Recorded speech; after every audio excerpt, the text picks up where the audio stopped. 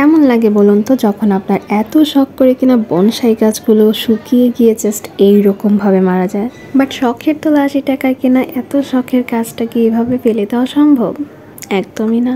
So চলুন আমার এই শখের গাছের ধ্বংসাবশেষকে একটা ভিন্ন রূপ দেওয়া যায়।